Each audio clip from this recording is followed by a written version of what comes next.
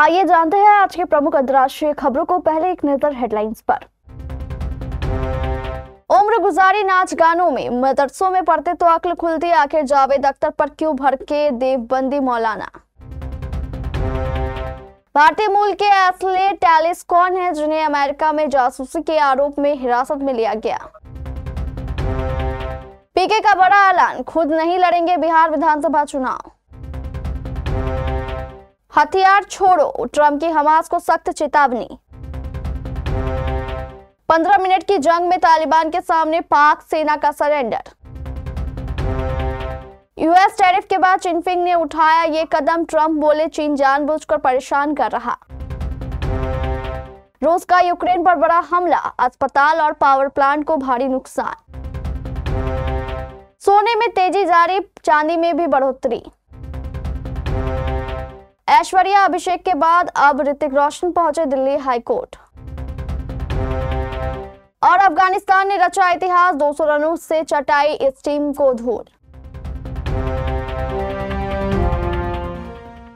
सहारनपुर स्थित इस्लामी मदरसे दारुल उलूम देवबंद के मौलाना कारी इसहाक गोरा मशहूर गीतकार जावेद अख्तर से काफी नाराज हैं। उन्होंने जावेद को वेल्ला यानी निठल्ला कह दिया है। असल में हाल ही में अफगानिस्तान के विदेश मंत्री आमिर खान मुस्ताकी दारुल उलूम देवबंद के दौरे पर आए, जहां उनका जोरदार स्वागत किया गया। इसका मशहूर गीतकार जावेद अख्तर ने विरोध करते हुए एक्स पर एक पोस्ट कर दिया। इसी पोस्ट पर मौलाना नाराज है। उनके बयान का एक वीडियो सोशल मीडिया पर है जिसमें वह कहते हैं कि जब व्यक्ति वेला हो जाता है यानी उसके पास काम नहीं रह जाता तो वह ट्वीट करना शुरू कर देता है, लोगों पर उंगली उठाना शुरू कर देता है। जावेद अख्तर ने तो सारी उम्र नाच गानों में गुजारी है, वह क्या जाने कि मेहमान नवाजी क्या होती है। इंसान का पढ़ लेना ही काफी नहीं होता, दिमाग भी खुलना जरूरी है।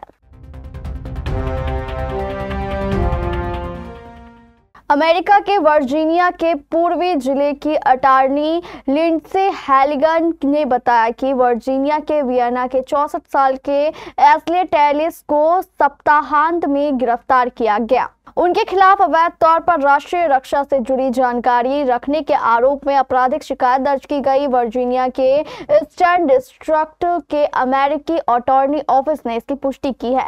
लिंडसे हैलिगन ने कहा है कि हम अमेरिकी जनता को देश और विदेशी जमीन से जुड़े सभी प्रकार के खतरों से सुरक्षित रखने का ध्यान रखते हैं। इस मामले में लगाए गए आरोप हमारे नागरिकों की सुरक्षा और संरक्षा के लिए एक गंभीर खतरा दिखाते हैं। इस मामले में तथ्य और कानून स्पष्ट है और हम न्याय सुनिश्चित करने के लिए इसका पालन करते रहेंगे।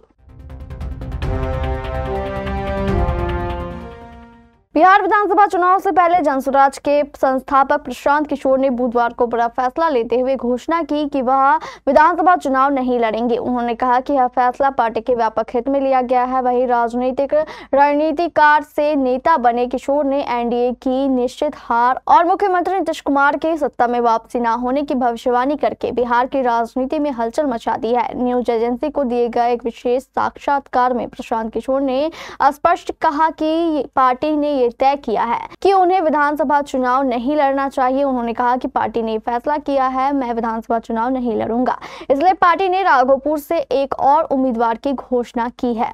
हम आपको बता दें कि राघोपुर विधानसभा सीट तेजस्वी यादव की भी है।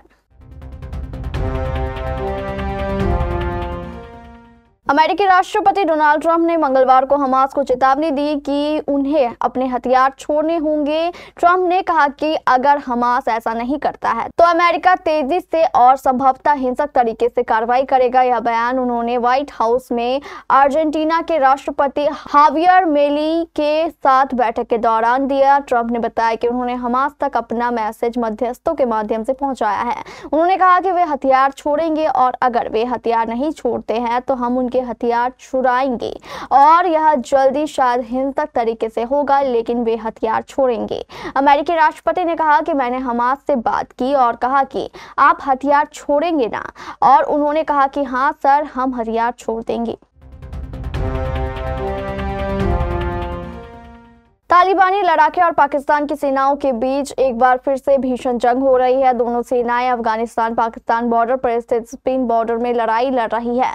आज सुबह 4 बजे स्पिन बोल्डक क्षेत्र में पाकिस्तानी सेना और अफगान तालिबान के बीच भारी लड़ाई शुरू हो गई। सोशल मीडिया पर जारी किए गए बॉर्डर में स्पिन बोल्डक चमन सीमा का क्रॉसिंग दिखाई दे रहा है। स्पिन बोल्डक अफगानिस्तान पाकिस्तान सीमा पर स्थित है। यह उत्तर में कंधार शहर और दक्षिण में पाकिस्तान के चमन और क्वेटा शहर से एक राजमार्ग द्वारा जुड़ा हुआ है। पश्चिमी चमन सीमा क्रॉसिंग शहर के दक्षिण पूर्व में स्थित है।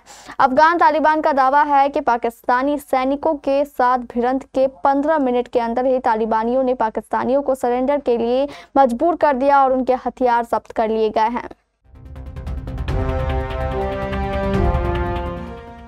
अमेरिकी राष्ट्रपति डोनाल्ड ट्रंप ने मंगलवार को चीन पर गंभीर आरोप लगाते हुए कहा कि वह जानबूझकर अमेरिकी सोयाबीन किसानों से खरीदारी नहीं कर रहा है। इसे आर्थिक दुश्मनी बताते हुए ट्रंप ने चीन के साथ खाद्य तेल और अन्य व्यापारिक रिश्तों को खत्म करने की धमकी दी है। ट्रंप ने अपने social media platform truth social पर कहा कि हम आसानी से खाद्य तेल खुद बना सकते हैं, हमें इसके लिए चीन की जरूरत नहीं। यह बयान ऐसे समय में आया है जब अमेरिका में सोयाबीन की फसल शुरू हो चुकी है, लेकिन चीन ने इस बार एक भी खरीदारी नहीं की, जिससे कीमतें गिर रही है और किसान संकट में हैं। रूस की सेना ने यूक्रेन के दूसरे सबसे बड़े शहर खार्किव को निशाना बनाया है। उसने बीती रात के दौरान शक्तिशाली ग्लाइड बमों और ड्रोन से हमला किया, जिसमें एक अस्पताल को भी निशाना बनाया गया। इसमें 7 लोग घायल हो गए। एक बिजली संयंत्र को भी नुकसान पहुंचा है, जिससे करीब 30,000 लोगों के घरों की बिजली गुल हो गई। यह हमला ऐसे समय में किया गया जब शुक्रवार को यूक्रेनी राष्ट्रपति व्लादिमीर जेलेंस्की वॉशिंगटन में अमेरिकी राष्ट्रपति डोनाल्ड ट्रंप से मुलाकात करने वाले हैं। उनकी वार्ता लंबी दूरी तक मार करने वाली मिसाइलों पर केंद्रित हो सकती है। यूक्रेन लंबे समय से लंबा दूरी की टॉम हॉक मिसाइलों की मांग कर रहा है।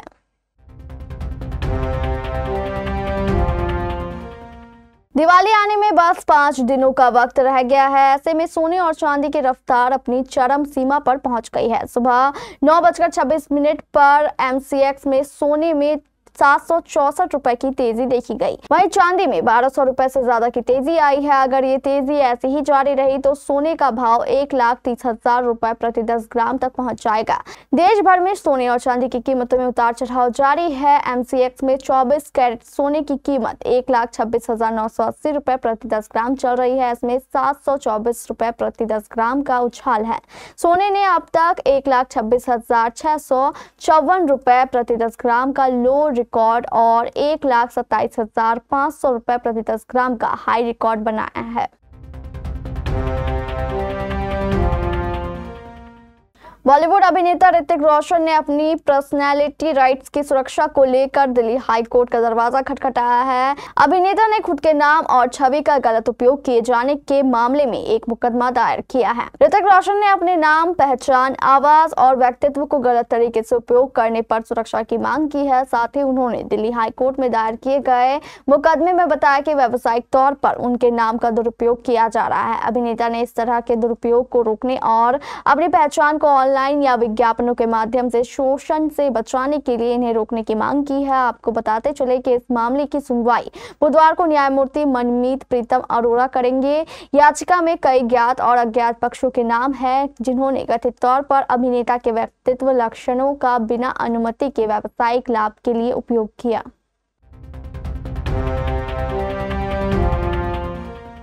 अफगानिस्तान ने एक बार फिर ओडीआई क्रिकेट में शानदार प्रदर्शन करते हुए बांग्लादेश का 3 मैचों की ओडीआई सीरीज में 3-0 से क्लीन स्वीप कर दिया। इसके साथ ही अफगान टीम ने लगातार 5वीं ओडीआई सीरीज जीतने का बड़ा कारनामा कर दिया। इससे पहले टीम ने आयरलैंड, बांग्लादेश, साउथ अफ्रीका और जिम्बाब्वे के खिलाफ सीरीज अपने नाम की थी।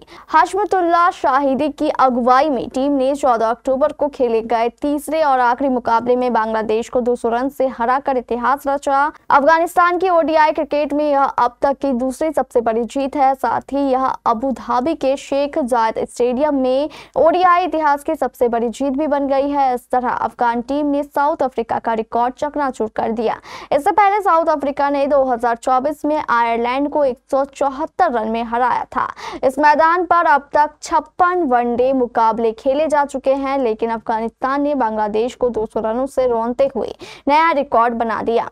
अफगानिस्तान ने टॉस जीतकर पहले बल्लेबाजी चुनी और मुश्किल पिच पर 293 रन का मजबूत स्कोर खड़ा किया। टीम के लिए इब्राहिम जारदार ने शानदार बल्लेबाजी करते हुए 111 गेंदों में 95 रन बनाए, जबकि मोहम्मद नबी ने अंतिम ओवरों में तूफानी पारी खेली। नबी ने मात्र 37 गेंदों पर नाबाद 62 रन बनाए, जिसमें 4 चौके और 5 छक्के शामिल थे। लक्ष्य का पीछा करने उतरी बांग्लादेश टीम पूरी तरह लड़खड़ा गई, सिर्फ 93 रन पर ढेर हो गई।